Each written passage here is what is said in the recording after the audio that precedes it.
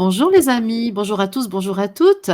Nous revoilà en trio avec Coralie et Philippe, Coralie Château et Philippe Eknat. C'est un deuxième épisode peut-être une série, je ne sais pas, mais en tout cas, il y a déjà eu un premier épisode, une première rencontre menée par Coralie où Philippe et moi avons pu exposer nos ressemblances et nos différences.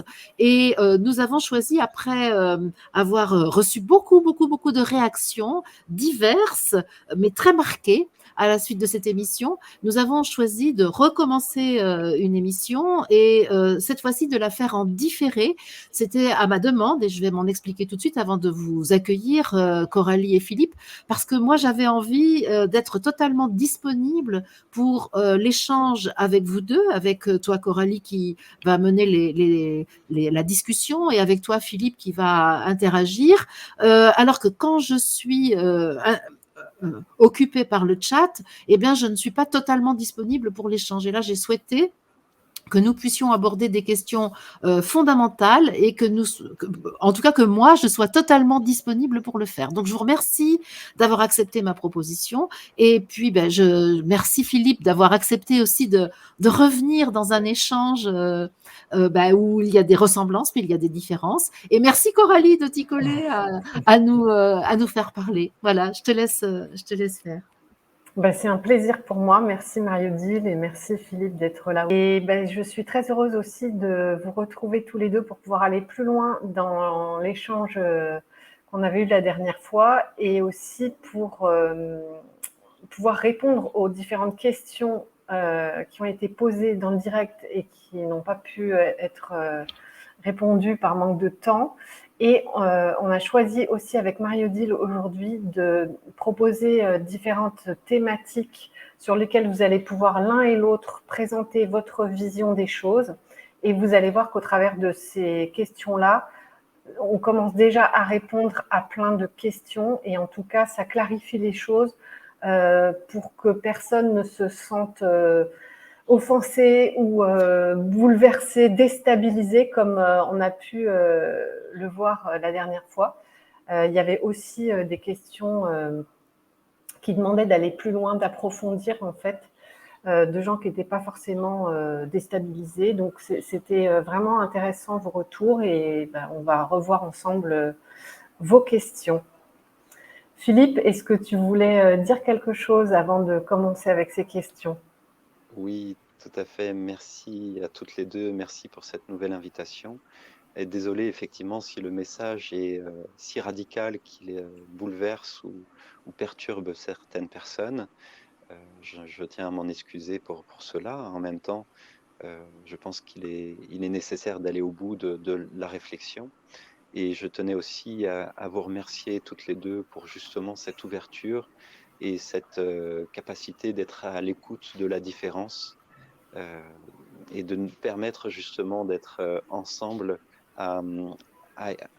voilà, être, même si les points de vue sont peut-être même parfois contradictoires, mais où on peut s'entendre, s'écouter et partager ensemble l'envie de s'écouter, d'être dans la bienveillance. Merci à toutes les deux pour ça. Peut-être, si tu permets, Coralie, ce que je vais dire, c'est que moi, j'ai été très intéressée par les réactions du public à la suite de notre dernière émission, parce que j'ai vu à quel point ça invitait chacun à être dans sa souveraineté. Parce que la tentation est de savoir est-ce que Philippe a raison, est-ce que Marie-Odile a raison, est-ce que Coralie a raison? Eh bien, oui à ces trois questions et non à ces trois questions, parce que c'est en fonction de ce que chacun décide qu'est sa vie. Et je trouve que justement, l'accueil de la différence de point de vue, je trouve, est une opportunité pour renforcer la souveraineté dans le public, dans l'Assemblée. Et ça, je trouve ça formidable, formidable, vraiment. Moi, ça me fait penser au fait d'être dans un pays étranger comme je le suis actuellement, c'est-à-dire que je peux rencontrer des êtres humains avec qui je ne parle pas la même langue, j'ai pas la possibilité de connecter au niveau du langage, et pourtant on se comprend quand même. Et c'est ça que j'ai aimé dans cette rencontre, c'est que finalement, on est obligé de se rencontrer au niveau du cœur, du ressenti. Ça passe par le regard, les yeux, la présence, quoi, en fait. Et c'est ça qui me plaît beaucoup parce que c'est sûr qu'au niveau des idées, en fait, j'ai l'impression, enfin, c'est pas une idée, mais moi, j'ai l'impression de ne pas avoir accès en permanence à cet absolu. Et c'est presque frustrant, c'est-à-dire que je peux le ressentir, mais dès que je retourne dans la vie ordinaire ou normale, je me sens en décalage ou je me sens dans une forme d'incohérence, de non-intégrité ou enfin bref, il y a quelque chose qui colle pas. Et pour moi, en fait, l'Advaita Vedanta ou l'approche non-duelle, c'est un petit peu comme la voie la plus pure ou quelque chose de très direct. Je le ressens comme ça. Mais l'image que j'ai, c'est vraiment de monter l'Himalaya par la face nord. Et c'est un petit peu le plus direct, mais le plus difficile aussi. Et en même temps, je sais que pour toi, Philippe, tu y vois de la simplicité. Donc, on va revenir sur toutes ces thématiques-là ensemble, si vous le voulez bien.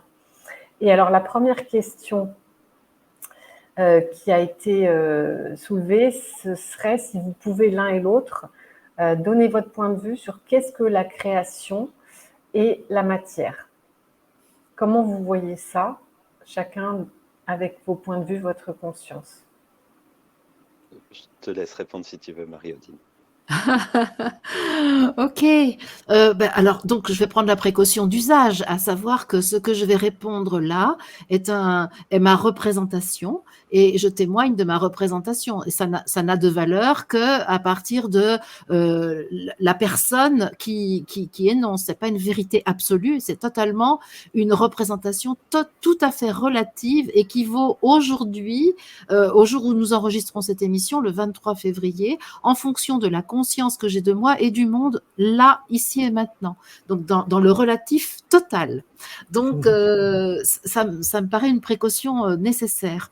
Et donc, pour moi, la création et la matière ne sont rien d'autre qu'une manifestation de l'esprit.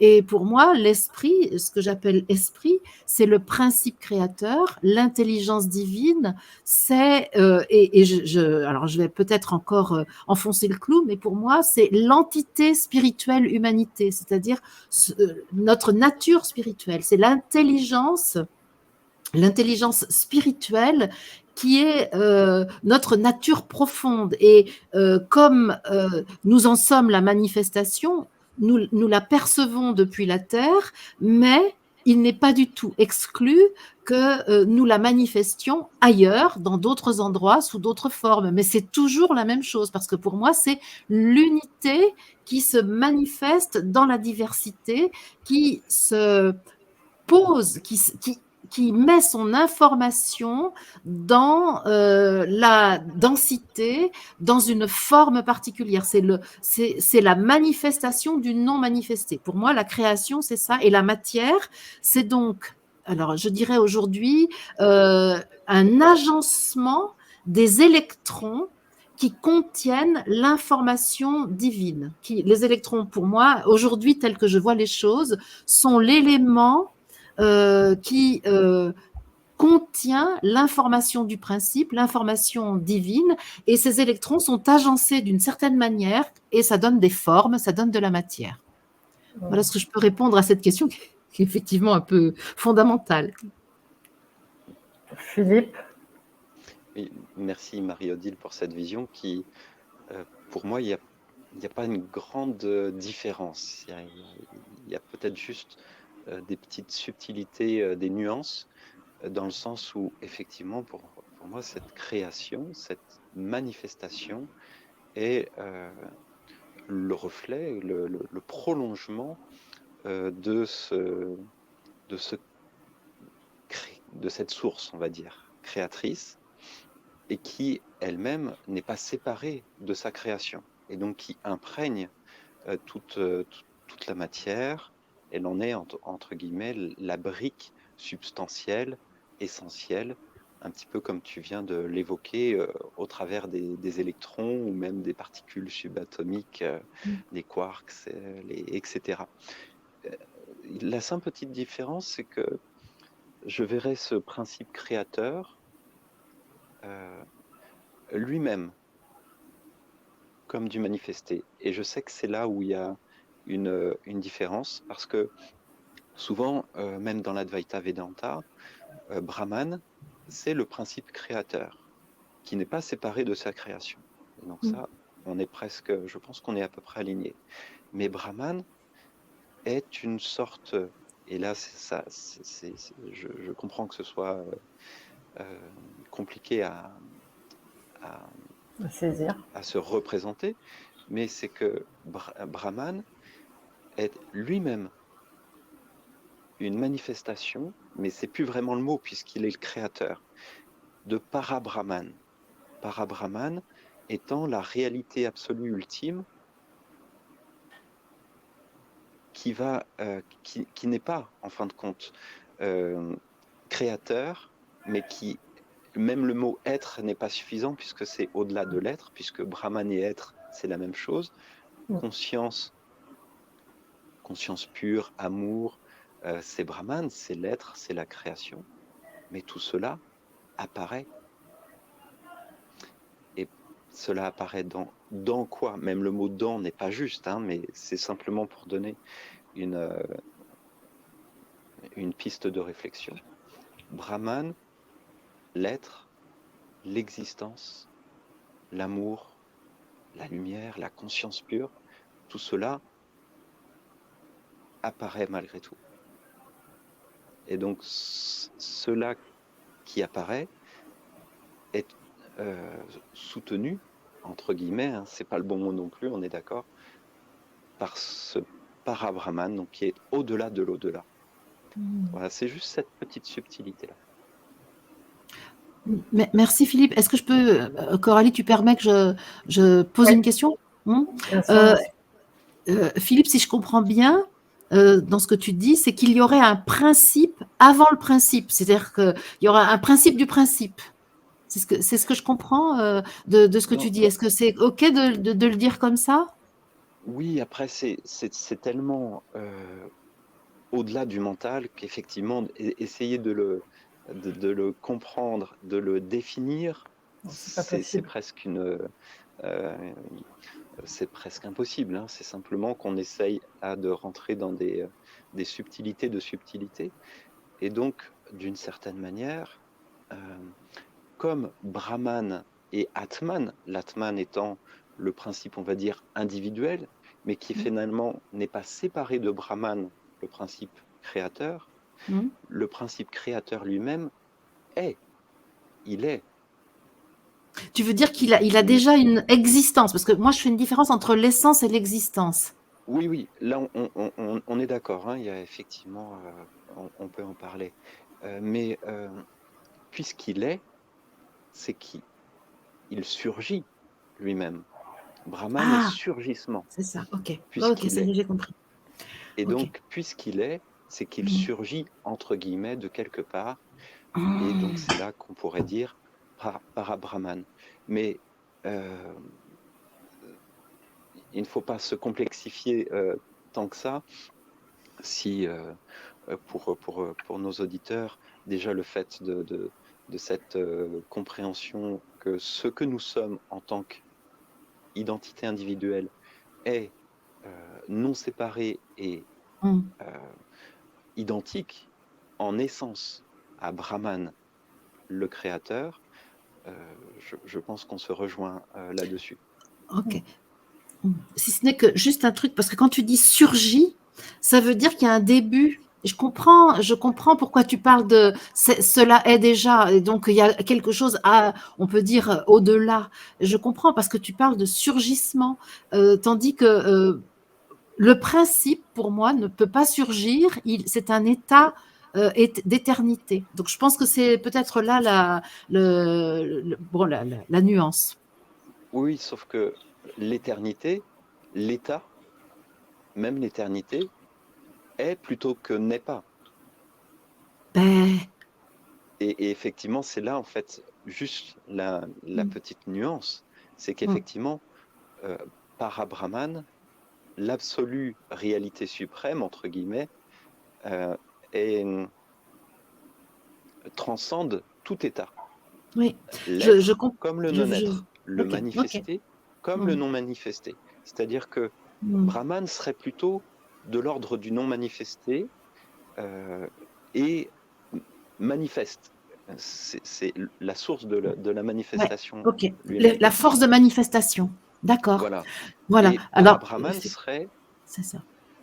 l'indicible, Mm. ultime réalité Mm. qui permet à Brahman de manifester. Et Mm. donc, Parabrahman étant au-delà du non manifesté et du Mm. manifesté. Ok. Il n'est ni manifesté ni non manifesté, ni Mm. être ni non-être, Mm. Ok. ni Ok. soi Les ni forces de non-soi. manifestation. Ouais, ok, ok. Je vois. Ce que moi, j'appellerais plutôt la mère divine ou les Elohim, qui sont cette force de manifestation.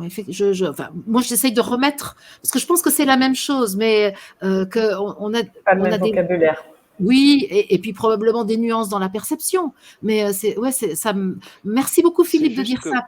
Mm. Voilà, c'est juste que dans cette vision, même vision n'est pas le bon terme, hein, parce que c'est pas une représentation, c'est que ça transcende tous les états, Ouais. toutes les dualités. Donc même la présence ou l'absence, l'identification ou la non-identification, la création ou la non-création, manifestée, non manifestée, ça transcende vraiment toutes les dualités. Et même, Mm. même le divin lui-même, en fait, est transcendé par ce non-principe, on va dire, à la limite. Mm. Mm. Mm. Mm. Mm. Ouais. Bah, dès qu'on utilise le langage et la communication, la difficulté finalement, c'est qu'on est obligé d'utiliser des mots, des concepts, des choses qui définissent pour décrire. Et déjà, ça nous met hors sujet puisqu'on parle de ce qui est avant, du principe, de ce qui Tout précède à fait. et de ce qui n'est pas enfermable. C'est comme quand on veut décrire l'illimité ou l'infini avec notre mental humain. Comment on peut puisqu'on ne le connaît pas, le mental Je par suis définition. Mm. Je suis Il pas est... sûre que ce soit une question de langage. Moi, je suis pas de cet avis-là, mais bon, c'est aussi une opinion, hein. Je crois que nous avons le langage adéquat dès que nous avons la perception qui va avec. Ce qui est plus compliqué pour moi, c'est d'accéder à la perception. Et Voilà. ensuite, quand la perception est là, le langage va avec. Parce que justement, ce principe est toujours anime tout, en fait, pour moi. Mais bon, ça, c'est peut-être, je vais pas ergoter, hein. Mais c'est important, et merci Coralie Marie-Odile d'ouvrir aussi ce sujet-là.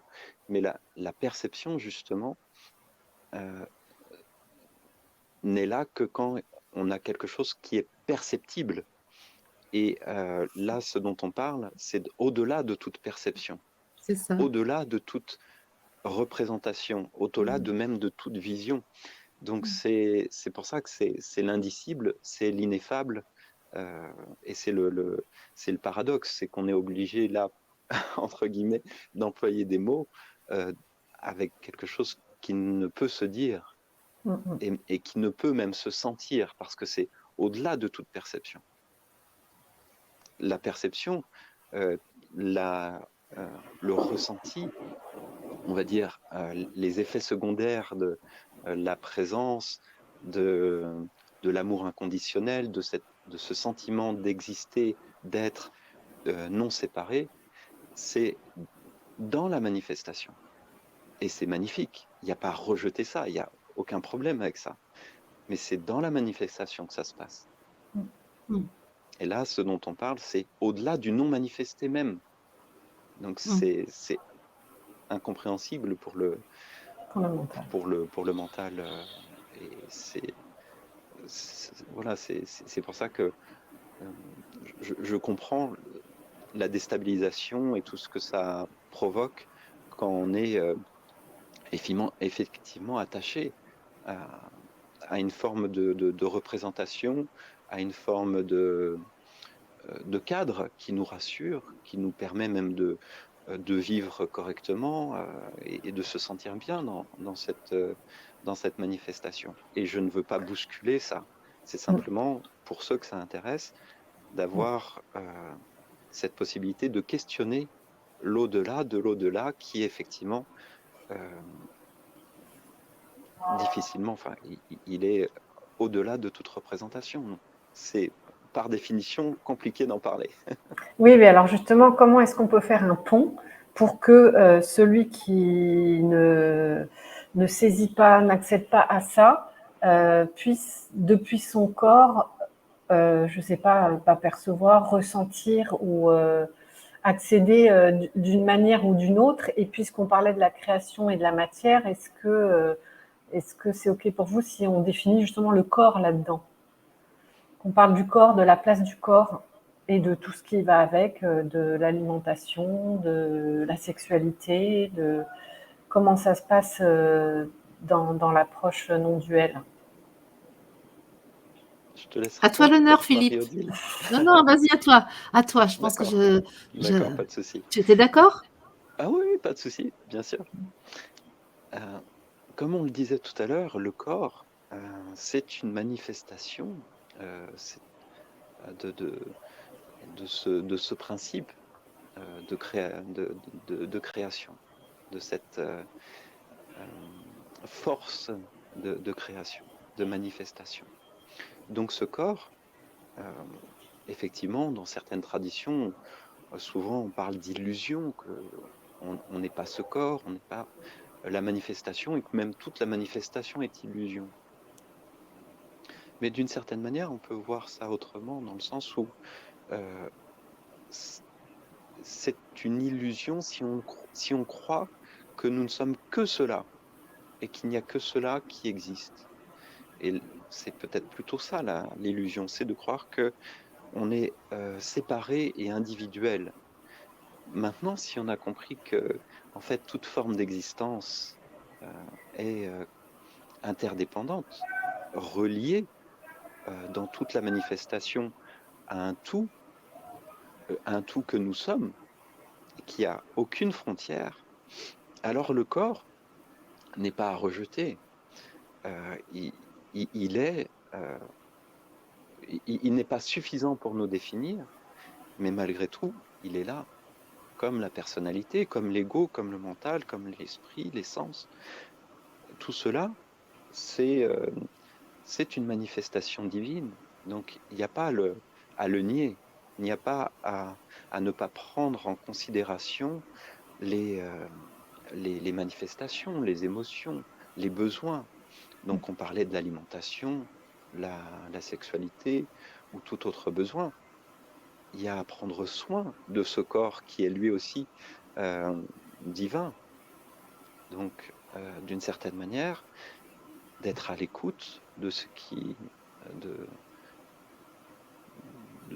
tout ce qui est nécessaire pour être en alignement, en harmonie avec ce corps demande. Et simplement d'être à l'écoute, de voir que ce corps n'est qu'une infime partie du tout. Et que, à un moment donné, on prend conscience que cette limitation que nous croyons être, ce petit être que nous croyons peut-être à un moment donné être simplement une petite boule de chair, en fait, n'a pas de frontières. Et ce que nous sommes n'est pas séparé. Et que même scientifiquement, physiquement, les atomes, les électrons, les particules subatomiques, en fait, il n'y a pas un endroit où moi commence et moi finis. Tout est lié. Il n'y a aucune frontière. C'est juste dans notre représentation, éventuellement, que l'identification à ce corps, à ce personnage, peut nous faire croire pendant un temps qu'on est une petite chose. Et alors justement, je t'interromps parce que moi, lorsque je me stabilise dans cette conscience-là, il n'y a aucun problème et c'est la paix, tout va bien. Dès que je reviens dans le monde et que je suis en interaction avec des gens qui n'ont pas, qui sont pas sur le même plan que moi, tu vois, de conscience, de réalité, eh bien, ça me donne, moi, pour moi, c'est pas agréable. Je ressens des tensions, je ressens des décalages. J'ai plus de difficultés à rester à l'écoute. Je perçois aussi les tensions chez les autres. Donc, tu vois, c'est que comment vivre ça dans un monde qui n'a pas cette conscience, qui se situe pas à cet endroit-là, qui est plus dans le plan uniquement de la matière et de la réalité matérielle, point, avec toutes ces problématiques et toutes ces dérives. Parce que Oui, j'adhère complètement, je vois très bien ce que tu dis et pour moi c'est complètement juste, mais ma difficulté c'est de le vivre dans un monde qui n'est pas comme ça. mais simplement ces réactions, elles-mêmes, elles apparaissent.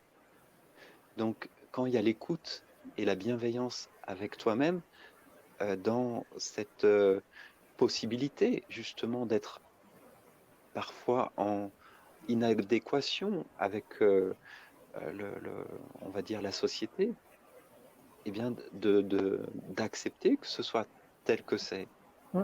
qu'il n'y a pas à être autrement. Cette inadéquation, elle peut être vécue, ressentie. C'est le personnage qui le ressent et il a bien le droit d'être bousculé ou décalé par rapport à des visions différentes. Mm. Et simplement d'accepter d'être soi-même bousculé ou décalé ou avec des réactions ou mal à l'aise. C'est simplement ce qui est, c'est ce qui apparaît. Oui, ok, mais alors je termine juste là-dessus. La difficulté c'est que euh, bon, enfin c'est pas une difficulté parce que finalement ça m'aide à, à me stabiliser plus dans cet état-là et en même temps ça me donne une sensation quand même d'isolement ou de besoin de me retirer pour justement me ressourcer et ancrer davantage cette stabilité dans la présence, quoi, pour pouvoir garder une relation aux autres sans jugement, sans être dans la réaction, sans, tu vois, et peut-être d'apporter, de partager ce que je ressens en termes de paix avec les personnes avec lesquelles je suis en relation. Donc, de ce point de vue-là, ok. Oui, mais en fait, ça part du présupposé qu'il faut... On t'entend moins bien là, Philippe. Oui, on a une note en dessous. Ah, désolé. Plus du tout maintenant. Tu fais des acrobaties Oui, formidables. là, Désolé, voilà. oui, Là, c'est un bon. problème technique. Est-ce que vous m'entendez mieux? C'est Oui, bien, c'est bien. Voilà. Donc, simplement d'être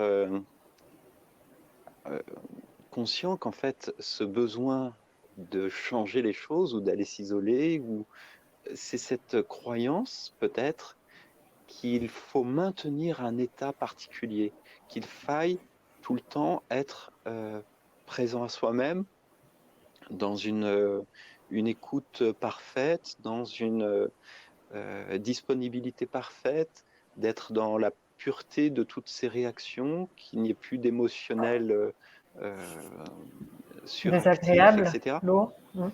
C'est qu'il y a un idéal. Or, en fait, de prendre conscience que le personnage, il est tel qu'il est, il a ses programmations, ses difficultés, ses traumatismes, son décalage, son ressenti, et qu'il n'y a pas à le faire devenir quelque chose de parfait. Il est déjà parfait tel qu'il est. Il n'a pas à devenir quelque chose en permanence.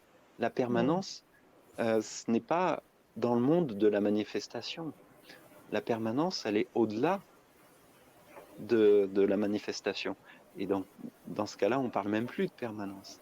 Mais le personnage, il a cette croyance qu'il faut atteindre un état où il serait comme ceci ou comme cela en permanence. Mais quand on voit qu'il a son propre fonctionnement et qu'on est en bienveillance avec cette possibilité, en fait, d'être touché, bousculé, de ressentir un décalage, eh bien, c'est ce qui apparaît et il n'y a pas besoin de changer ça. Ok, je te remercie. Marie-Odile, donc la question c'était la place du corps Oui. et de tous ses besoins.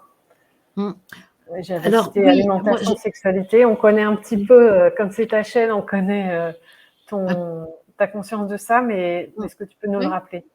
Ben, ce que je vais dire, je vais essayer d'être synthétique et en même temps de faire écho à ce que vient de dire Philippe, parce que je crois que je commence à percevoir là où on a une approche un petit peu différente, mais qui est pour autant, qui va quand même de toute façon se retrouver. C'est-à-dire que pour moi, le corps, c'est de l'esprit. Puisque pour moi, il y a l'unité. Je dirais même pas non-dualité, parce que quand on parle de non-dualité, c'est qu'on part déjà du principe qu'il y aurait une dualité. Non, moi je dirais il y a l'unité. Et donc ce corps est esprit. Et pour moi, le personnage, il est aussi la manifestation de l'entité spirituelle, donc il est spirituel aussi, y compris le personnage. Et moi, je vais essayer de jamais opposer ça. Et ce que je vais dire, c'est que le corps est esprit, il est intelligence divine pure et non dénaturée, mais il est pris en otage parce que, Philippe, par exemple, tu nommes le personnage, c'est-à-dire pour moi par ce que j'appelle aussi, moi, la légende humaine.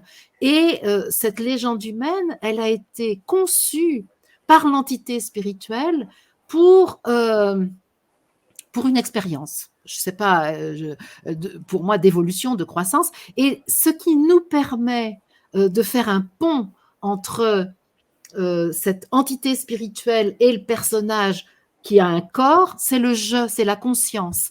Et c'est vrai que pour moi, ça c'est très important. C'est-à-dire que nous ne sommes, ce qui perdure dans l'histoire, c'est la conscience et non pas le corps qui, lui, pour l'instant, est soumis à sa situation d'otage d'une vision dualiste des choses, avec un début et une fin. Tandis que pour moi, le corps, il est pur esprit, il est beaucoup plus pur que la personnalité et que la conscience, par conséquent, qui, elle, a été phagocytée par la personnalité. Et donc, par exemple, moi, l'expérience que je cite souvent et que je vais redire, parce que Philippe, tu la connais peut-être pas, moi, ce qui m'a vraiment permis de sentir, de saisir ce qu'est mon corps, c'est l'observation du merisier qui est là en face de chez moi.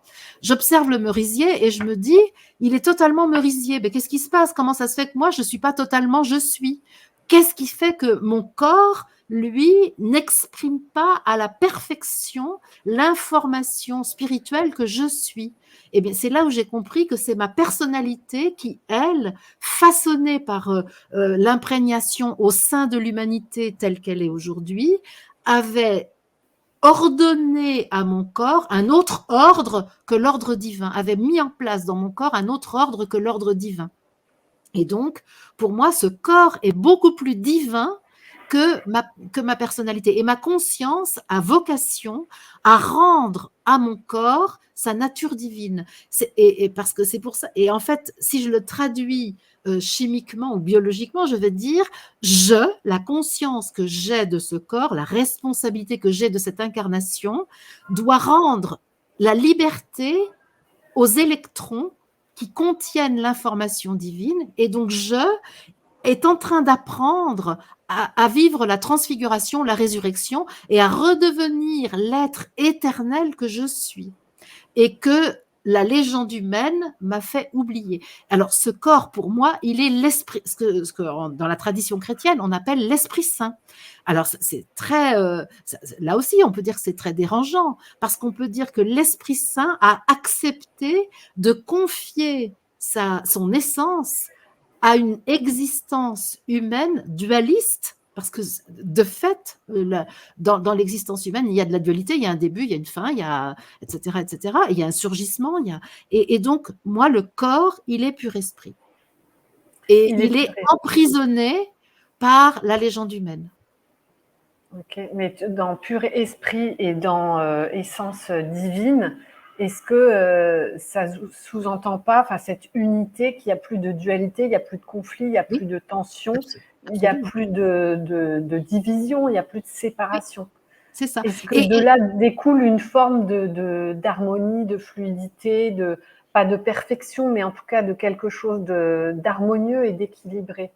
Pour moi, c'est l'unité. Et quand tu disais, par exemple, je peux pas, j'ai du mal à rester dans un état de bien-être quand je vais dans le monde, par exemple. Bien sûr, mais c'est pas de la faute du corps. Pour moi, il n'y a pas de faute d'ailleurs, hein, mais c'est en tout cas, qu'est-ce qui fait cela? C'est que la conscience que j'ai de moi à ce moment-là s'identifie à l'environnement autour de moi et omet l'information que je suis pur esprit, que ce corps est pur esprit. Et je peux totalement aller au supermarché dans la conscience que ce corps est pur esprit.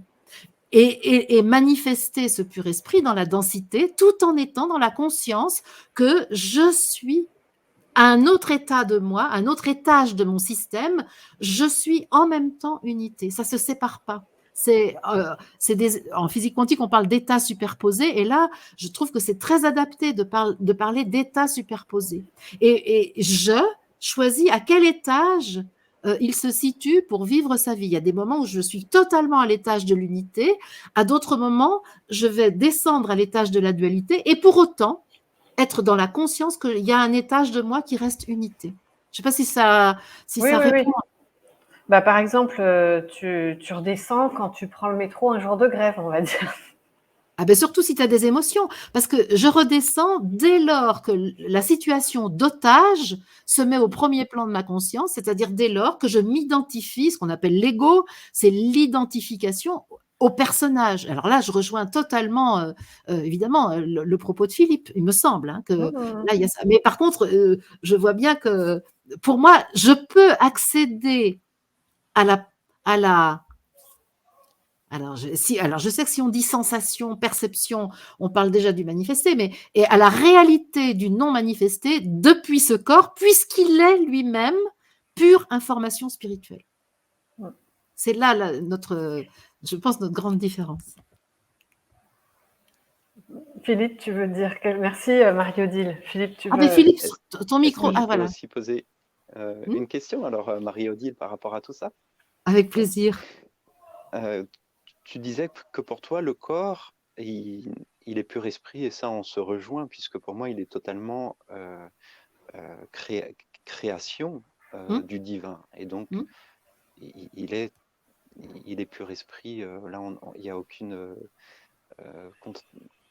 contradiction, je pense, dans nos propos. Par contre, tu disais qu'il est plus divin que la personnalité, que l'ego. De ce que j'ai compris, hein, je crois ne pas m'être trompé. D'accord. C'est pour moi là où effectivement où il y a une petite différence, parce qu'effectivement, l'ego, la personnalité, est aussi une création du divin. Oui. Et qu'effectivement, puisque c'est une création du divin, il n'y a pas de valeurs différentes entre ce corps qui est pur esprit et donc divin, et ce personnage qui semble, avec l'ego, le mental, être effectivement quelque chose de peut-être de négatif ou de plus bas, mais en fait ça semble plus bas, mais c'est simplement c'est une pas plus bas. Tu parlais d'étage, donc c'est pour ça. Oui, absolument.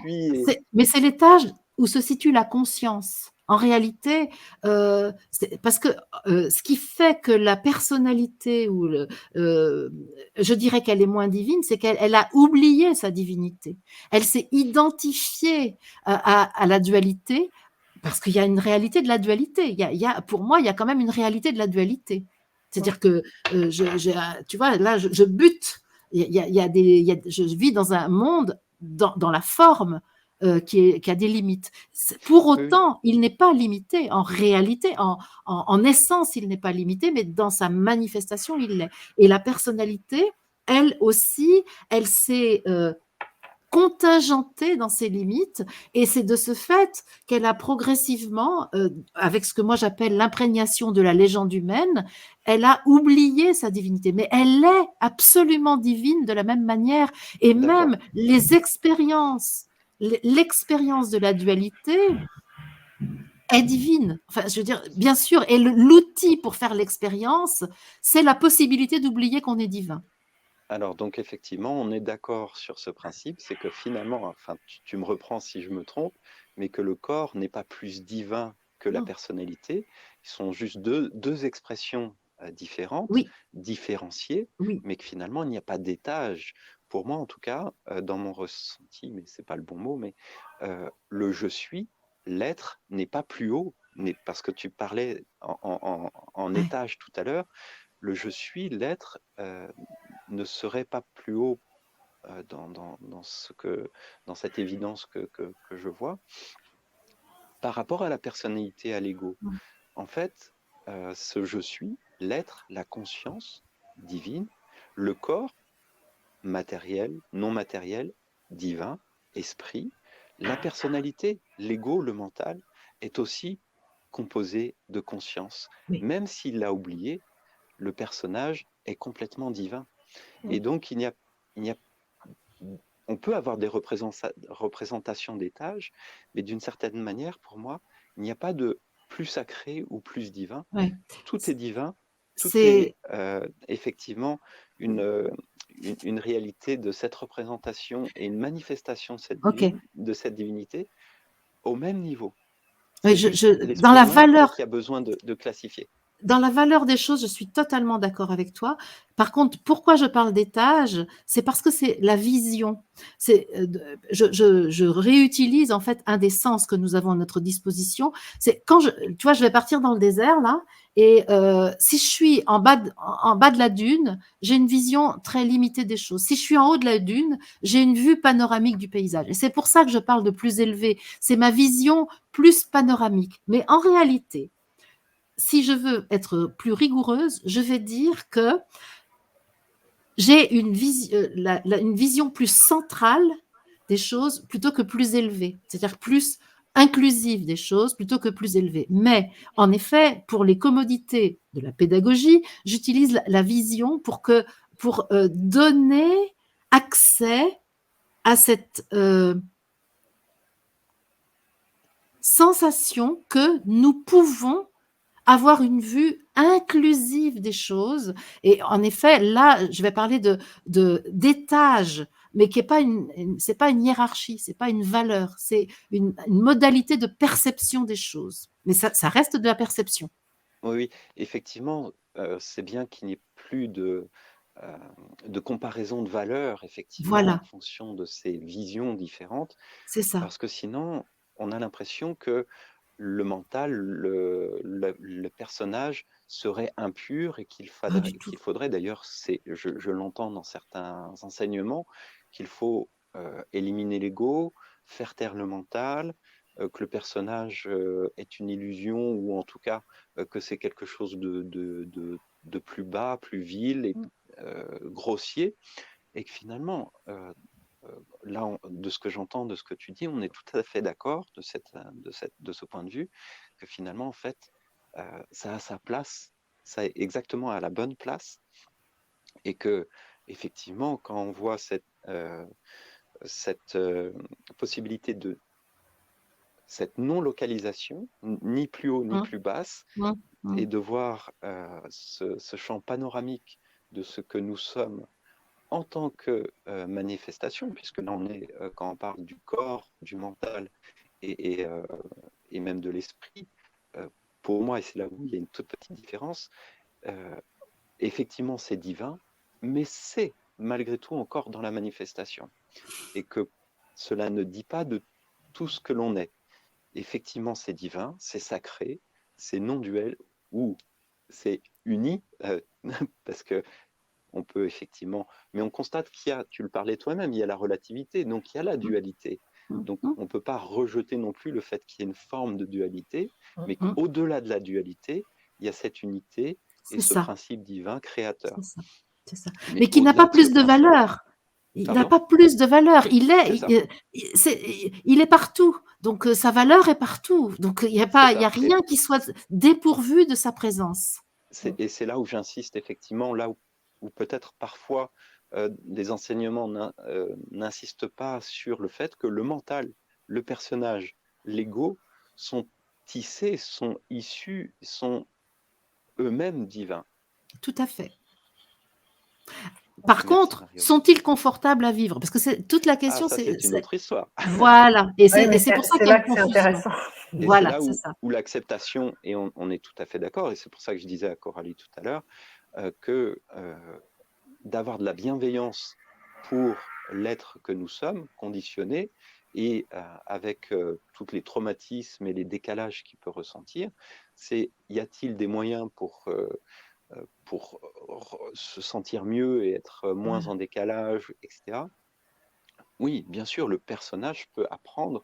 Il y a des méthodes, la méditation, la relaxation, enfin tout ce qui peut permettre au personnage d'être plus à l'aise avec lui-même et avec le monde.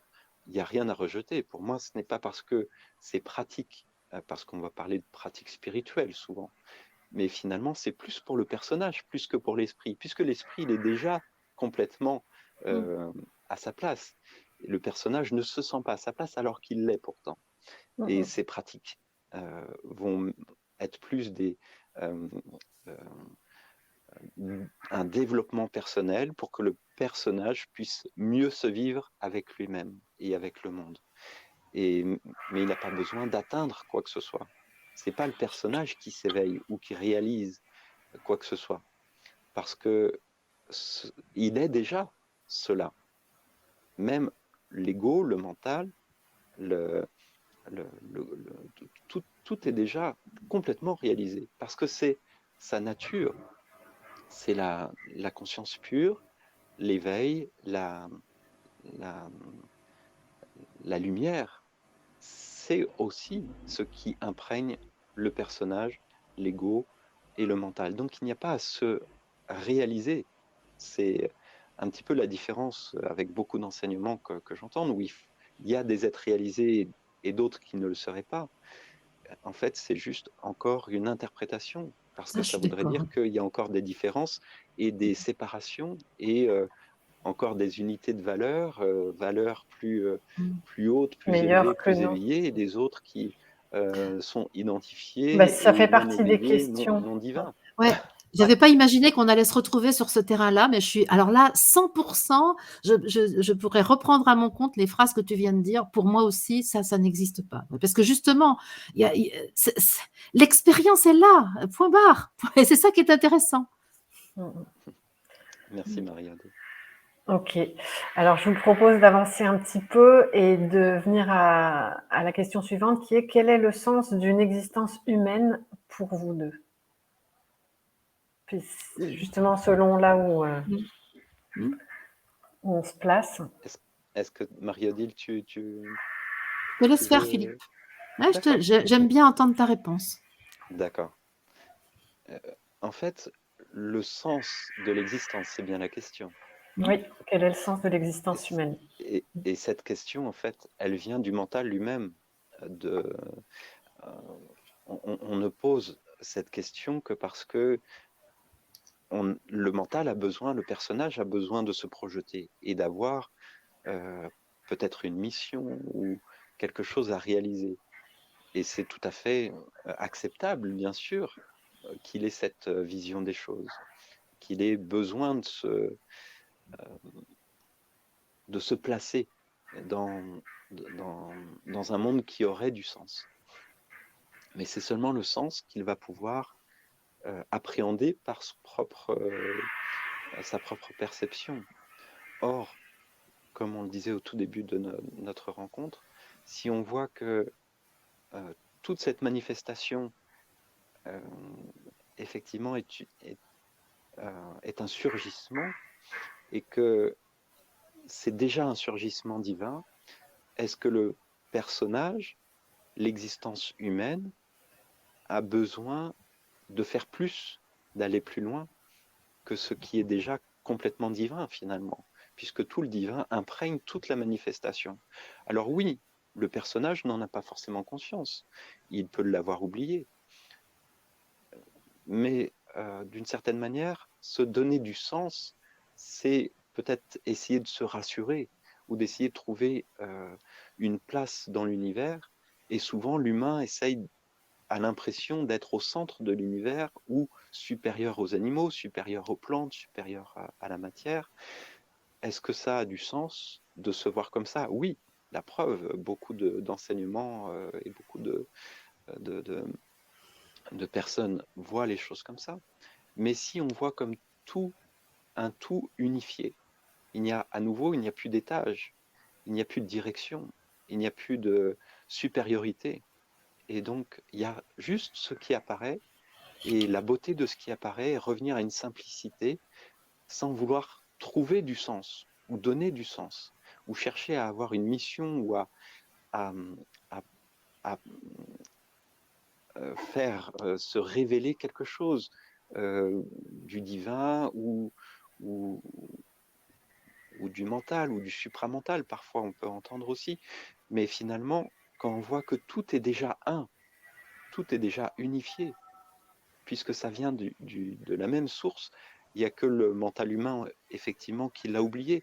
Mais ça aussi, ce n'est qu'une illusion d'avoir oublié. C'est la Maya, hein, c'est ce jeu divin, l'hypnose divine.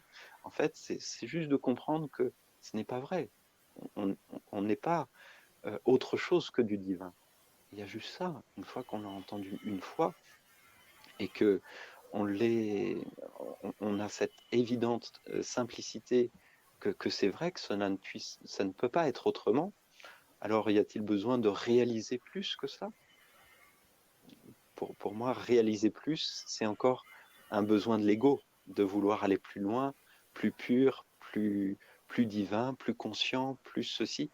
C'est pas grave, l'ego a bien le droit puisqu'il fonctionne comme ça. Mais d'une certaine manière, tout est déjà là. Donc, pour moi, donner du sens, c'est pour le mental. Ça a une certaine valeur, mais une fois qu'on a compris que tout est déjà là, alors il n'y a même plus besoin d'écouter la réponse que le mental se donne à lui-même pour se donner du sens dans l'existence. Bien sûr, ok, je te remercie. Marie-Odile. Je vais commencer par un préalable. Je m'appelle Sens O.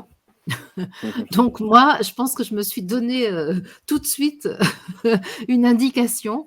Je ne peux pas vivre sans sens. Et je ne parle pas des 5 sens, je parle du sens auquel je donne deux acceptions, signification et direction. C'est-à-dire qu'effectivement, si je me mets à marcher, par exemple, j'ai besoin de prendre une direction. Ça, c'est une réalité dans ma vie de personne incarnée, d'être incarné. Et j'ai besoin, pour mobiliser mon énergie, que j'en vois la signification. Parce que sinon, moi, je reste au lit toute la journée, je ne peux pas prendre une direction et je ne peux pas mobiliser mon énergie. Donc, je crois qu'effectivement, je te rejoins totalement, Philippe, c'est la nécessité de l'être incarné que je vis, de donner un sens à cette existence, parce que sinon, je ne fais rien. J'ai besoin de sens. Et effectivement, je peux dire le personnage, mais la conscience que j'ai de moi a besoin d'un sens pour vivre cette existence, parce que sinon, je ne perçois la densité, le poids, la masse de mon corps que comme une prison, et je perçois mes émotions que comme des choses douloureuses, et je perçois mes sentiments comme quelque chose qui me manipule. Et par conséquent, j'ai besoin, c'est vrai, je reconnais, j'ai besoin que le personnage, pour reprendre ta terminologie, voit un minimum de sens à l'expérience que je suis en train de vivre. Et même si je sais que tout ça là, c'est que de l'esprit, que la personnalité, c'est aussi de l'esprit qui a été façonné, tissé d'une certaine manière, la conscience que j'ai de moi a impérativement besoin de voir une direction et une signification à cette expérience. Et c'est quoi pour moi? Eh bien, c'est justement l'expérience consiste à se rendre compte que nous avons organisé de la dualité afin de reconnaître l'unité. Nous avons organisé le temporaire pour retrouver l'éternité. Nous avons organisé la condition humaine pour y détecter la présence divine. Pour moi, c'est ça le sens. C'est rien d'autre. C'est pas être plus ni moins, mais c'est et cette expérience va permettre. Alors ça, c'est peut-être un point de vue qui va être étonnant, mais qui va permettre au divin d'évoluer. C'est-à-dire que pour moi, le sens, c'est l'évolution. Il y a une évolution. Parce que il y a des transformations. Si je regarde le vivant, je vois que ça se transforme en permanence. Si je regarde ma biographie, je vois qu'il y a une évolution. Je ne vais pas la qualifier de bonne ou mauvaise, parce que ce n'est pas ça la question. Mais en tout cas, je vois qu'il y a plus de conscience aujourd'hui où j'ai 66 ans qu'il y a 20 ans ou 40 ans, etc. Et que j'imagine, peut-être c'est de l'anthropomorphisme, mais j'imagine que cette évolution de la conscience, c'est exactement cela le sens de l'existence. Et que cette évolution consiste à revenir à la vérité de ma divinité en faisant l'expérience de quelque chose qui pourrait être autre chose que divin, mais qui de toute façon ne peut pas être autre chose que divin. Merci Marie-Odile. Mais juste, moi, je vous repose une question dessus, c'est est-ce que le sens n'est pas lié aux besoins et aux besoins dans la matière, le besoin de manger, de boire, de communiquer et voilà, ça a forcément du sens, tout ça, non? Je voulais juste effectivement rebondir sur ta question, Coralie, parce que tout à l'heure, Marie-Odile, tu disais « j'ai besoin de sens, sinon je resterai au lit ». Et quelque part, ça va revenir à ta question, c'est que à un moment donné, on peut même dire, voilà, si dans la journée, je ne trouve pas de sens, mais les besoins vont nous rappeler, est-ce que je vais rester vraiment au lit ou à un moment donné, le besoin va-t-il m'appeler à aller peut-être aux toilettes, à aller manger, donc sans avoir effectivement de sens, simplement la vie se charge de continuer à nous mouvoir. Et effectivement, tu parlais de rendre le divin, enfin que le divin évolue. Mais dans ce cas-là, ça voudrait dire, s'il évolue, qu'il n'est pas l'ultime. Parce que justement, ce qui peut évoluer, c'est que c'est relatif. L'ultime ne peut pas évoluer. Donc, effectivement, je suis tout à fait d'accord que la conscience peut évoluer, mais d'une certaine manière, par exemple, on parle d'une évolution dans la vie du personnage qui n'a pas la même conscience, mais parce que on la voit comme évoluant, justement changeante, alors que si on la voit comme ce qui est un petit peu comme l'œil de la caméra, qui est conscient de tout, entre guillemets, inconscient, de tout ce qu'il prend dans son champ de vision. L'œil de la caméra n'évolue pas. Malgré que toute la manifestation, elle, évolue, elle va effectivement changer. Toutes les formes sont possibles, toutes les couleurs sont possibles, et c'est magnifique, c'est cette beauté, cette différenciation est extraordinaire. Mais cette conscience pure de l'œil de la caméra, entre guillemets, de ce divin, eh bien, ne modifie pas, n'est pas modifiée par toute l'évolution. Il n'a aucun jugement d'ailleurs, cet œil de caméra prend tout, toutes les couleurs, toutes les différences, toute la dualité, entre guillemets, il n'y a aucun jugement. Et donc, pour moi, là, il n'y a pas d'évolution, même si la manifestation bouge dans tous les sens. L'humain peut lui-même effectivement prendre conscience de certaines choses, mais s'il revient à ce qu'il est au préalable, c'est-à-dire cette conscience divine ouverte et absolue, eh bien effectivement, il y a, dans ma vision, hein, j'accepte totalement que tu aies une représentation différente, mais ce divin n'évolue pas dans le sens où il est complètement intouché par la manifestation elle-même. Mais comme il n'est pas séparé de cette manifestation, cet esprit n'est pas séparé, donc il y a la continuité des formes et des expressions qui varient, mais comme ça a toujours été, ça a toujours varié, ça a toujours, il n'y a qu'une seule chose entre guillemets de permanente dans cette manifestation, c'est l'impermanence. Mm. Mais pour moi, c'est pas Ouais. ce que j'appelle évolution. Je dis juste Mm. Ok. impermanence. Voilà. C'est, effectivement, moi, je suis. Juste, tu as dit, c'est l'ultime. Et moi, je dirais, c'est le principe et l'ultime réunis. Et donc, parce que, effectivement, l'ultime et le principe, pour moi, ça, c'est ensemble. Et donc, parce qu'il y a.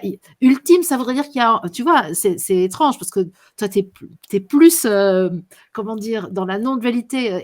Et donc, pourtant, tu parles d'ultime. Donc, ça veut dire qu'il y a encore une chronologie. Et pour moi, c'est principe et ultime réunis. Et donc, c'est quelque chose. Alors, le mot que je vais dire est absolument impropre, et pourtant c'est celui que je vais dire, c'est quelque chose qui n'est pas inerte. Ce principe et cet ultime réunis, ça ne peut pas être inerte. Et je crois que alors que dans ce que tu évoques, je sens bien qu'il y a quelque chose qui est impassible. Enfin, dans ce que tu parles de l'œil de la caméra, c'est quelque chose une conscience impassible et immuable et totalement inchangeable, qui est, on pourrait dire, je ne sais pas quel est le mot, mais en tout cas, alors que pour moi, ce principe et cet ultime réuni, c'est forcément quelque chose. Alors, le mot mouvement n'est pas encore bon, parce qu'effectivement, mouvement induit une dualité, mais il y a quelque chose qui est. Alors, je vais dire vivant. Vas-y, Coralie, Ouais. c'est quoi? Ça revient à l'impermanence dont parlait Philippe aussi. Et oui, mais c'est vivant. C'est Oui. vivant. C'est-à-dire, c'est pas. Pour moi, c'est pour ça que je parle d'évolution, c'est parce que il me semble que je pourrais l'appeler le vivant aussi. Et que donc, le vivant, il y a quelque chose qui va. Même si ça ne se manifeste pas, il y a quelque chose qui est. Il y a une puissance. Je sais pas si les mots. Parce que, comme justement, j'ai un petit peu parfois de difficulté à le conscientiser, je vois bien que les mots sont encore limités pour l'exprimer. Mais je n'ai pas dit mon dernier mot, j'y reviendrai. Peut-être pas aujourd'hui, mais.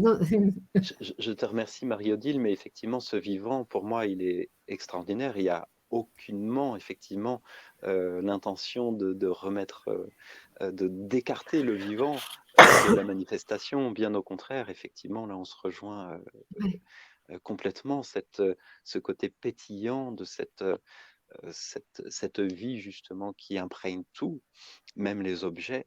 Et donc, là-dessus, on se rejoint parfaitement. Et voilà, simplement sur cet immuable, effectivement, pour moi, il y a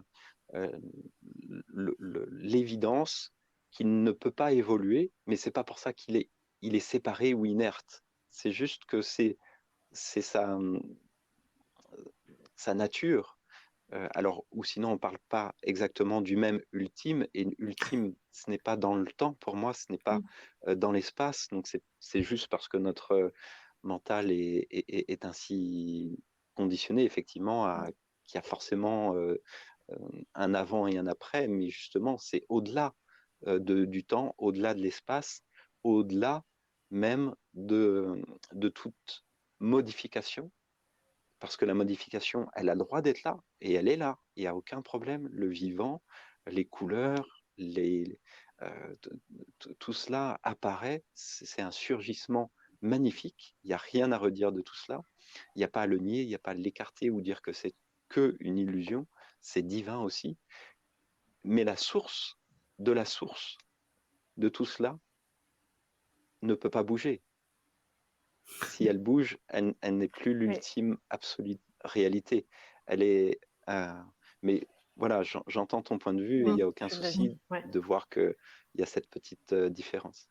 Il y a cette évolution, tout dépend de là où on se place, mais tu es d'accord que quand tu étais enfant, tu n'avais pas forcément cette conscience permanente de l'ultime et de tout ce dont tu viens de parler, et que non, justement, je te coupe, je suis désolé.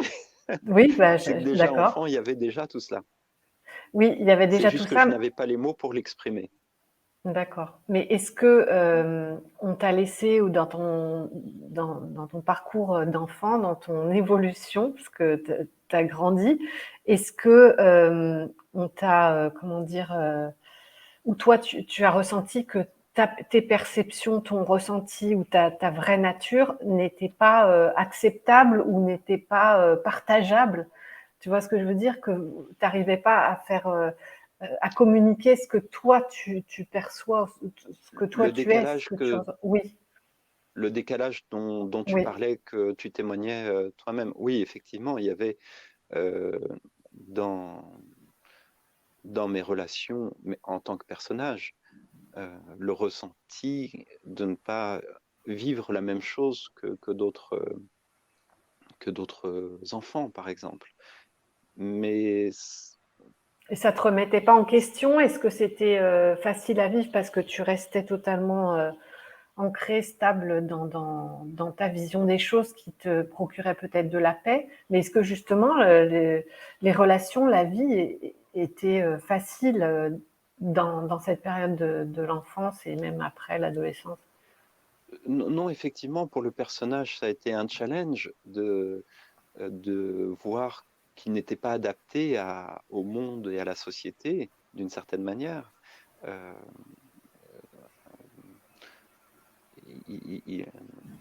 c'est simplement avec les années. Donc il y a pour le personnage une évolution dans sa compréhension, mais pas en essence. Oui, L'essence, elle, on est elle était d'accord. la Dans même. l'absolu, Donc oui. effectivement, c'est juste dans la compréhension de ce qu'il était déjà qu'il y a Oui. eu une compréhension différente et qui a évolué, mais pas du tout en substance. Ok. Donc toi, à l'âge de 7 ans, t'as pas mis un couvercle sur qui tu étais, Alors, je veux dire, je suis désolé, Coralie, j'ai à nouveau le souci du du son, je ne son? t'entends plus, si c'est à moi que tu parles. Oui. Alors, est-ce que Marie-Odile, tu veux bien parler pour voir si de ton côté ça fonctionne? Oui, oui, ben, je vais pas parler pour rien dire alors, hein, je vais parler pour dire quelque chose. J'espère que Philippe entend. Parce que en fait, je crois que tout ça, cette question du sens, ça pose la question de la conscience, parce qu'il y a le personnage et sa nature divine, il y a le corps et la conscience que j'en ai, et donc toute la question, c'est la conscience. Y a-t-il une conscience? Et est-ce que cette conscience a de l'importance? Parce que c'est ça, et donc y a-t-il une conscience et y a-t-il un libre arbitre? On tourne autour là. Oui, c'est Donc je des crois questions qu'on avait prévu d'aborder, mais qu'on va peut-être. Est-ce que tu nous entends, Philippe? Je vous entends, mais j'ai beaucoup de mal à vous comprendre. Désolé pour les problèmes techniques. bah, peut-être c'est peut-être ça nous indique quelque chose peut-être de peut-être mettre fin à cet épisode-là puis de revenir à un autre. Qu'est-ce que tu en penses, Oui. Coralie?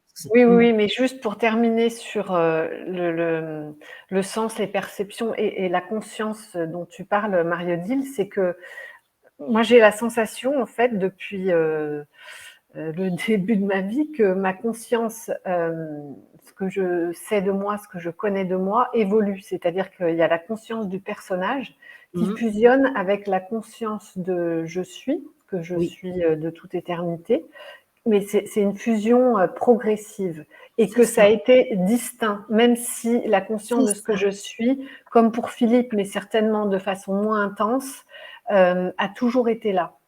c'est ça. Sinon, je me serais pas posé des questions aussitôt. Genre, enfin voilà, tout le monde, je pense que on peut pas éteindre, on peut pas tuer, on peut pas empêcher d'être ce qui est en fait. Et donc pour moi, j'ai vraiment cette image de fusion de la conscience du personnage et de je suis. Est-ce que Oui. pour toi, Marie-Odile, tu vois ça de la même façon? Ah ben pour moi, c'est ça l'évolution. C'est-à-dire, si je regarde mon existence, c'est la conscience que j'ai de la personne que je suis, du corps, très faible d'ailleurs au niveau de la conscience du corps, la conscience du personnage, très forte, et une très forte identification au personnage, très peu au corps, contrairement à ce qu'on imagine justement.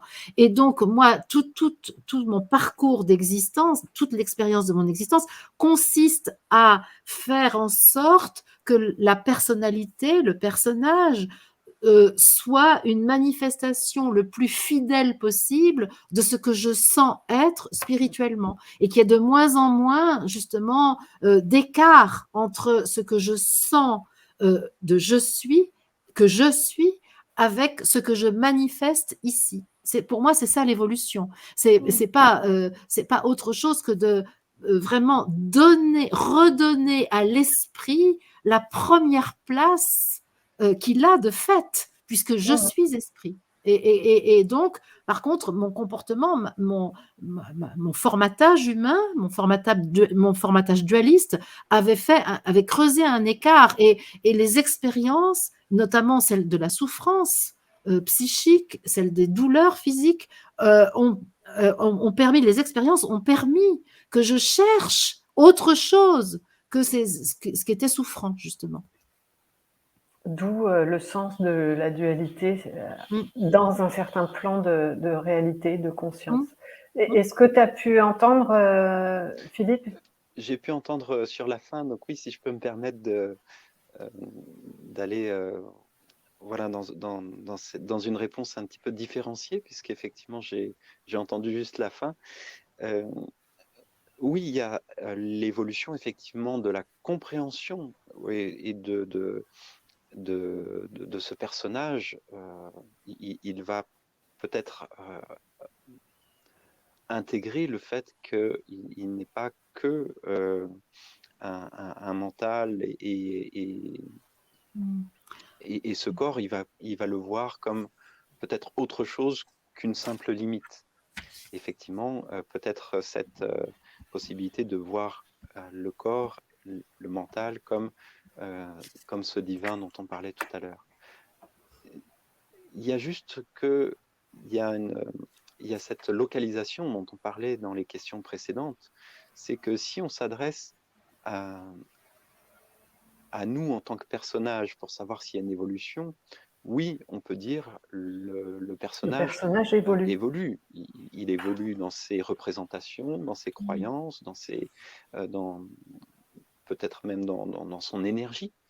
Mais par contre, si on s'adresse à ce que l'on est, entre guillemets, plus vaste que le personnage, c'est-à-dire à cet absolu que nous sommes déjà, alors y a-t-il une évolution quand on a cette évidence de ne pas être que l'individu relatif, mais d'être cet absolu qui imprègne tout et qui est au-delà du manifesté et du non manifesté, alors là, il n'y a plus d'évolution, dans le sens où, comme on revenait à la question précédente, effectivement, si cet absolu est absolu, alors il ne peut bouger dans le sens d'une... Mais ce n'est pas une limitation, c'est juste qu'il est au-delà de tout mouvement, au-delà de toute manifestation de mouvement et d'évolution. Ça ne veut pas dire qu'il n'y a pas d'évolution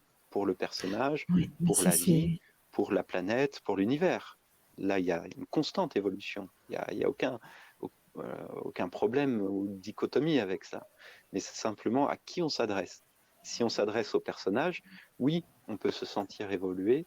Si on s'adresse à ce que l'on est au-delà de toute dualité, alors pour moi, mais je comprends qu'il y ait une différence, hein, j'accepte la vision différente, mais pour moi, l'absolu ne peut plus là être dans cette évolution. Il est juste il embrasse tout ce qui est, tout ce qui existe, tout ce qui se manifeste, et donc il embrasse également l'évolution de la manifestation. Ok. Marie-Odile, tu veux ajouter quelque chose avant qu'on prenne des questions? En fait, je crois que y a un truc qu'on n'a pas vraiment abordé et qui pourrait peut-être faire l'objet d'une émission entière, hein. C'est la question de la conscience et du libre arbitre, parce que je sais que là-dessus, on n'a pas du tout le même point de vue, je crois. Et donc ça, c'est vraiment intéressant, parce que pour moi, quand tu as dit, par exemple, le personnage comprend, et ça, oui, je vois ce que tu veux dire, mais moi, je dis, après la compréhension par le personnage, il y a un changement dans la conscience. Et moi, je fais une très grande différence entre la compréhension des choses et la conscience des choses. Ça me paraît essentiel. Et pour moi, Oui. le gardien de l'existence, c'est la conscience, c'est pas le personnage. Le personnage, lui, il est éphémère, comme le corps peut l'être, mais ce qui est vraiment on va dire, le délégué du principe, c'est la conscience. C'est-à-dire, la conscience individuelle est on pourrait dire un fragment, mais ça peut pas être un fragment parce que c'est indivisible, mais c'est une délégation de la conscience une du principe. Et en effet, la conscience une du principe, si elle envoie un ambassadeur dans l'existence, cette conscience de l'ambassadeur va impacter, pour moi, la conscience une. Mais pour ça, pour moi, c'est très important d'ajouter dans la vision de l'être humain l'instance de la conscience. Il y a le corps, il y a la personnalité, il y a l'entité spirituelle et il y a cette conscience qui va faire le pont entre tout ça et qui va faire la synthèse de tout ça. Et c'est la conscience de moi qui va enrichir la conscience du principe. Mais parce que je considère que le principe c'est déléguer lui-même un ambassadeur pour pouvoir faire l'expérience. Donc c'est pour ça que la conscience et la compréhension sont deux choses pour moi à distinguer. Et alors là, je suis pointilleuse sur le sujet. Je te remercie et effectivement, on pourra peut-être en parler dans une prochaine entrevue et merci d'ouvrir cette possibilité. Mais effectivement, quand je parlais de compréhension, c'est pas du tout une compréhension intellectuelle dont je parlais. Vraiment, dans le sens premier, de prendre avec, c'est-à-dire faire sien. Faire sien, prendre avec, compréhension. Donc, de faire sien cette conscience, justement. Et qu'à ce niveau-là, du coup, de prendre conscience qu'il n'y a pas de différence entre le personnage et la conscience pure. Mais effectivement, ça peut faire l'objet d'une émission complète.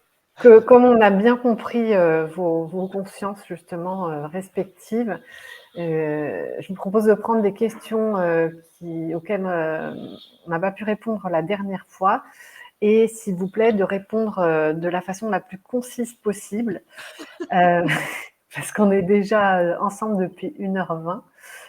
Et Sébastien Etcheberry disait « Ne risque-t-on pas de créer un nouveau personnage qui croit qu'il n'est pas le personnage ?» Avec l'approche non duelle, sous-entendu évidemment. Ça, c'est pour Philippe, on est d'accord. Oui, celle-là, Philippe, c'est pour toi. Effectivement, il y a cette éventualité. Ça peut apparaître, effectivement, un personnage qui va croire qu'il n'est plus effectivement identifié à ce corps mental-esprit et qui va s'identifier au vaste, à la conscience, mais en fait, il s'identifie encore. Donc, il y a un nouveau personnage qui ne va plus être localisé ici avec un corps, mais dans une conscience élargie.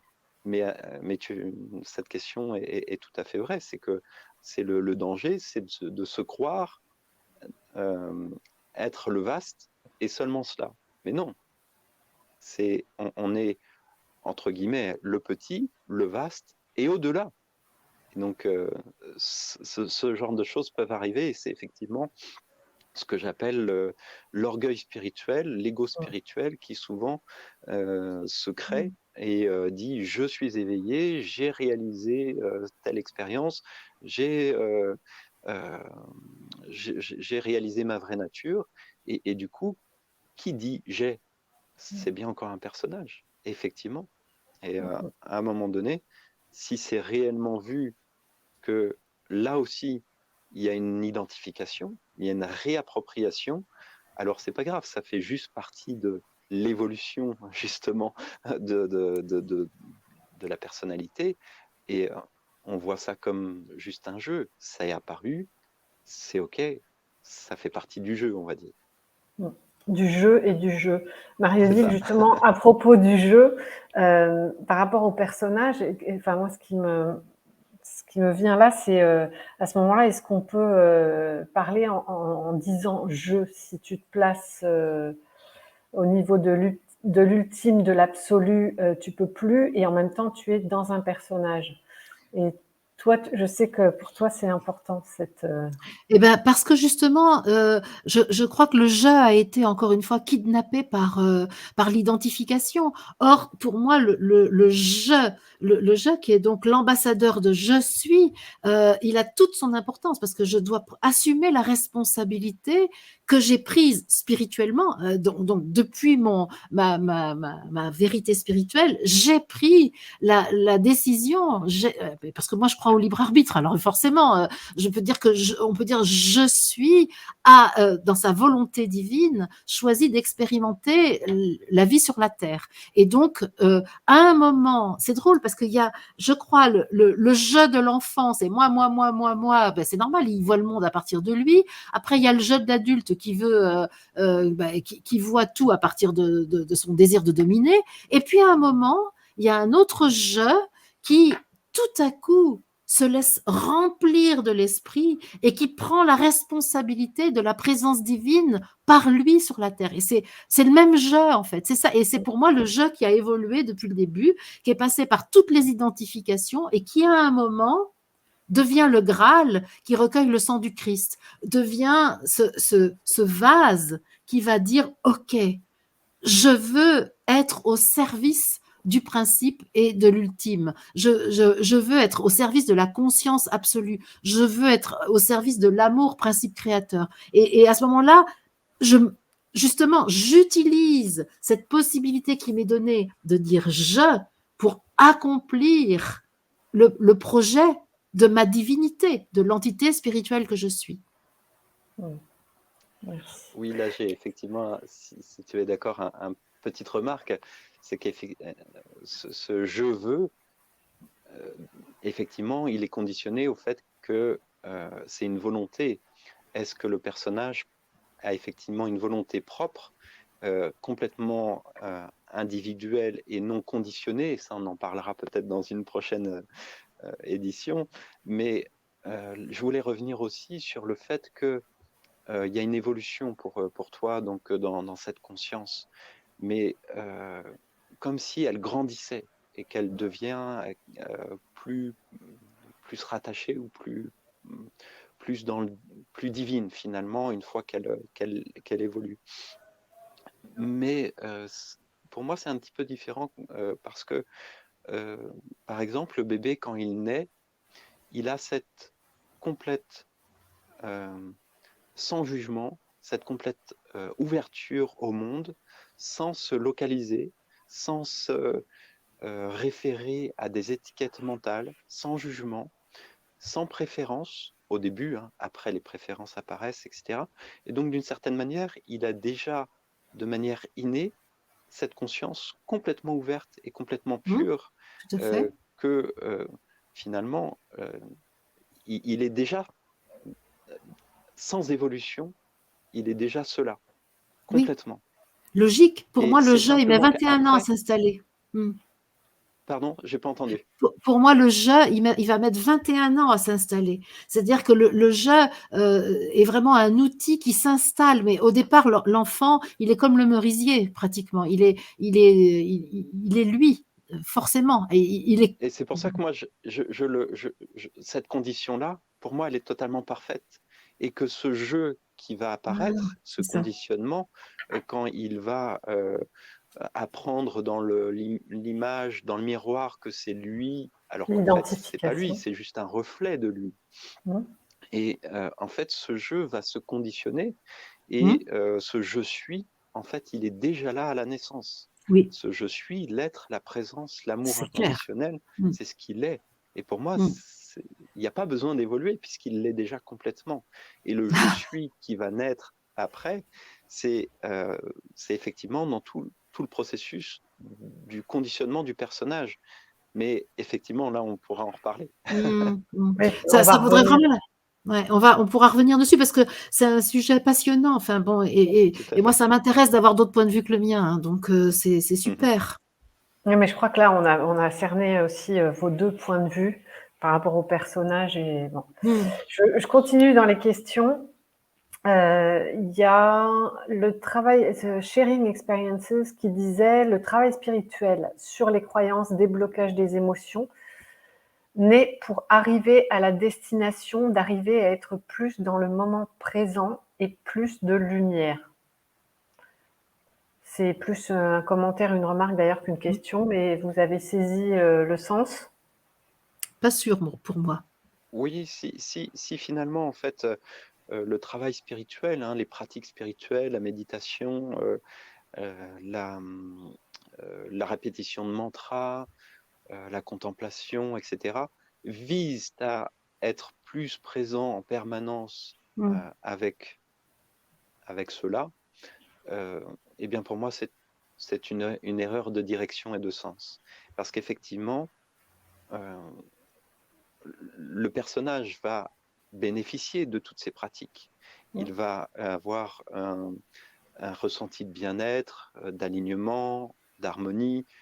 Il n'y a aucun problème avec ça, bien sûr. Donc les pratiques sont pour cela recommandées, recommandables, mais pas pour devenir autre chose ou pour être en permanence Bien ceci sûr. ou cela. Parce qu'en fait, il n'a pas besoin de devenir ce qu'il Ça, je est. suis d'accord. Donc il n'y a aucune pratique spirituelle qui va l'aider à devenir ce qu'il est déjà. Je suis totalement en phase avec toi. À ce propos, je voulais te demander, une sadhana, enfin la sadhana, si tant est qu'on parle de pratique spirituelle, pourquoi ça se pratique aussi dans l'approche non duelle alors que justement on est déjà réalisé, on n'a rien à réaliser? C'est quoi une sadhana? Je ne sais pas ce que c'est. Oui, la sadhana, ce sont justement les pratiques spirituelles qui sont proposées même dans l'Advaita Vedanta, parce que, et c'est là où je ne suis pas tout à fait d'accord avec cette vision, hein, mais dans l'Advaita, il y a des obstacles à cette compréhension, à cette réalisation que notre nature, même au niveau du personnage, n'est pas différente, donc l'Atman n'est pas différent de Brahman. Et donc, il y a la réalité relative et la réalité absolue, et en fait, de comprendre que il n'y a pas de différence entre Atman et Brahman. En fait, c'est l'unique et même chose, entre guillemets, chose. Donc, ces pratiques permettent de réaliser cela. Mais en fait, qu'on l'ait réalisé ou pas, en fait, ça ne change rien. C'est là où je mets une petite nuance, c'est que qu'on le sache ou qu'on ne le sache pas, on est déjà cela. Donc les C'est ça. pratiques ne visent pas à nous rendre, à nous faire devenir ceci ou cela. C'est juste d'enlever éventuellement l'obstacle à la vision qu'on est déjà cela. C'est Mais ça. à mon sens, il n'y a même pas besoin de partir en recherche ou en expérimentation ou en pratique, parce que si c'est bon pour le personnage, encore une fois, hein, pour la vie du personnage, ça a des effets magnifiques. Il y a des expériences d'éveil, des ouvertures, etc. Mais en soi, dans l'absolu, ça n'a pas d'intérêt puisqu'on est déjà absolument ce que l'on est. Oui, mais c'est là où moi je fais intervenir la conscience, c'est qu'effectivement nous le sommes, mais si nous n'en sommes pas conscients, alors quelque chose n'est pas opérationnel dans notre existence. Et c'est pour ça qu'effectivement il y a des pratiques et que moi par exemple quand je vis des expériences d'unité, c'est une espèce de carburant pour vivre mon quotidien, pour aller faire ma vaisselle, pour aller au compost, pour tu vois, ça n'apporte rien puisque tout est déjà là. Mais par contre, ça stimule ma conscience et c'est vraiment aidant pour vivre ma vie quotidienne, de mon point de vue. Oui, ça aide le personnage. Et c'est ce que je disais en préambule. Pour le personnage, C'est c'est ça. parfait. C'est Mais ça. pour l'absolu que nous sommes déjà, ça ne fait aucune différence. C'est juste Oui, ça. mais la conscience que j'ai de l'absolu est modifiée. Pour moi, et c'est là, cette intervention de la conscience, la conscience qui a la responsabilité de l'existence, pour moi, elle est très importante. Oui, oui. Mais si on se place en tant que personnage, effectivement. Et Bah oui. Ah ben, une fois qu'on est désidentifié, au personnage, le personnage est, mais il n'est plus le centre. Donc du coup, il n'a plus le monopole. Et donc du coup, ouais. effectivement, si on sait par évidence que ce que nous sommes n'est pas limité au personnage, alors que le personnage ait conscience ou pas de cela, n'a pas une grosse importance. C'est Ah, comme ça, on n'est pas si d'accord. effectivement, Ouais, moi je suis pas dans un d'accord non film, plus. Non, mais c'est là notre au point. cinéma, si juste au cinéma, en fait, on voit quelqu'un qui sait ce qu'il est, c'est-à-dire un acteur, et un autre personnage qui ne sait pas qu'il est l'acteur, mais tout ça, c'est du film. Tout ça, c'est dans la représentation. Et donc, Mais ça, finalement, ce que je suis, qui est au-delà de toute représentation, au-delà même de l'écran du cinéma, au-delà même du metteur en scène, ce que je suis est ce qui permet à tout d'apparaître. Donc même au personnage qui sait ce qu'il est et au personnage qui ne sait pas ce qu'il est, finalement, ce que je suis est au-delà de toutes les différences. Donc, mais... il n'y a plus de différence du coup à ce niveau-là entre Ça, celui qui sait et celui qui ne sait pas. C'est juste. Là, bien sûr, là, moi, j'ai pas le même point de vue que toi. Parce que bah, pour moi, oui, pour moi, si, effectivement, oui, vas-y. tu parles souvent de la même chose, Marie-Odile, mais moi je dirais quelles sont les circonstances où on peut goûter à ça, où C'est ça. on est derrière la caméra et où on peut se rejoindre dans cette conscience une, dans cette conscience totale, absolue. C'est ça le problème que j'évoquais déjà depuis le départ, c'est la différence entre moi, ma perception, mon expérience, ce que je suis, tout simplement, et dans quelles circonstances dans ce corps je peux le valider, le faire résonner avec d'autres êtres, pardon. Tu vois, c'est toujours cette distinction qui nous est rappelée par le corps et par la dualité comme elle Oui, Mais se c'est pour manifeste. ça que pour c'est moi, juste. oui, Juste, et je vais devoir y aller ensuite parce que j'ai d'autres obligations, mais effectivement, au niveau de ce corps, effectivement, si on est focalisé d'une certaine manière et localisé dans le corps, Ben oui. effectivement, on va sentir ces différences. Une fois qu'on voit que le corps n'est pas suffisant pour nous définir, alors il peut bien y avoir toutes ces choses, ces rappels et ces différences de ressenti, mais ce que l'on est déjà complètement ce que l'on est. Et peu importe le ressenti du corps, il peut être très agréable et une expérience magnifique, et ça peut être sublime, transcendant, mais ça reste une représentation parce que d'ailleurs toutes les sensations du corps passent biologiquement par les sens et donc par le cerveau, et donc toute représentation du corps est mentale, toute sensation du corps est du mental. C'est une image qui est alors moi, je suis reprise pas du tout d'accord par avec le... ça. Voilà, L'expérience que on je aura donc de quoi parler, mais c'est simplement biologique. Toutes les sensations que l'on a du corps passent par le ressenti, et c'est pour moi, c'est pas du tout Oui, mais Philippe, tout de négatif, hein, même, tu vas pas localiser la conscience dans le cerveau. Non, j'ai pas dit ça, Ah mais bon? que je parlais pas de conscience, là, je parlais de ressenti. Ressenti du Ah corps bah, passe effectivement par tout ce qui est ressenti corporel et nerveux, par effectivement le ressenti par le cerveau, mais la conscience, elle, n'est pas localisée dans le cerveau. Là, on pourra en oh, discuter, ça pourrait vraiment il y a faire pas de l'objet souci avec ça. d'une autre Mais c'est émission, hein, parce que simplement la c'est... représentation du corps, Mmh. elle est mentale, pour moi, puisqu'elle passe par les sens. Maintenant, le corps, ça n'empêche pas qu'il est complètement dans cette divinité, il est construit par la conscience. Donc il est conscience. Mais la représentation qu'on en a est mentale. C'est juste voilà, la la petite différence. distinction. Ouais. Mmh. À voir, à voir.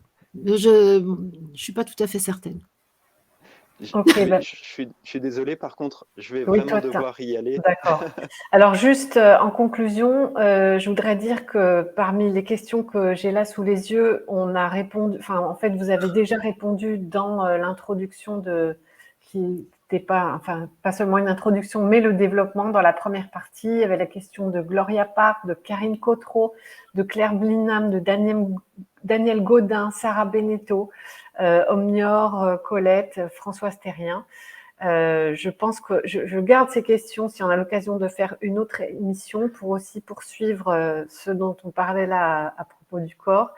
Et je vous remercie de vos réponses, de vos éclairages. Et puis, peut-être rendez-vous pour une autre émission. Un mot de fin, Marie-Odile ? Eh ben, je voudrais dire combien je suis heureuse de ce que je viens de vivre avec vous deux, parce que c'est vrai que le fait que j'ai pas les questions du chat à traiter, ça m'a rendu totalement disponible pour l'échange et aussi bien pour accueillir ce que tu as proposé, Philippe, que pour moi émettre ce que j'avais envie d'émettre. J'ai trouvé que c'était bien plus confortable et ça m'intéresse vraiment cette affaire. Ça m'intéresse vraiment de. J'aime beaucoup là cet exercice et merci Coralie de ce que tu fais parce que tu permets justement un peu comme la conscience est le pont entre l'être divin et l'être humain, tu as un peu notre conscience là qui permet de faire le pont entre Philippe et moi et donc et comme on sait qu'il n'y a pas de supériorité de l'un sur l'autre, c'est génial. Voilà. C'est un enrichissement, une communion dans l'enrichissement. C'est ça. Je ne sais pas comment le formuler. Ok, Philippe. Oui, en conclusion, merci vraiment à cet espace ouvert de bienveillance, d'écoute, et malgré encore voilà, ces différences de point de vue qui sont justement enrichissantes de pouvoir échanger, partager, diffuser. Et donc, oui, ça m'intéresse grandement de pouvoir vous retrouver. Et encore merci vraiment du fond du cœur de cette ouverture, de cette disponibilité, malgré voilà, des opinions, des points de vue, des représentations différentes. Donc, je trouve ça magnifique de pouvoir se parler ainsi. Merci beaucoup. Merci. Merci à tous. Merci Marie-Odile de nous avoir mis ton antenne à disposition. Et puis, merci. très bonne fin de journée à tous. Merci beaucoup. À une prochaine fois. Au revoir, prenez soin de vous.